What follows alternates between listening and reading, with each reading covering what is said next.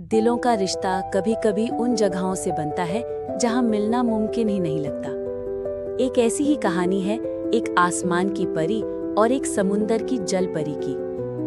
आसमान में एक सुंदर नूर परी रहती थी। उसके पंख चांदनी की तरह चमकते थे और जब भी वो उड़ती आसमान तारों की रोशनी से भर जाता। नूर परी का काम था खोए हुए सपनों को जोड़ना और धरती के फूलों को रंग देना। उसी समय समुंदर की गहराइयों में एक जल परी समीरा रहती थी। उसकी दुम पानी में ऐसे चमकती जैसे नीला हीरा हो। समीरा का काम था समुंदर की जीव जंतुओं और मोतियों की हिफाजत करना। दोनों अपनी अपनी दुनियाओं में अपनी ड्यूटी निभाती थी।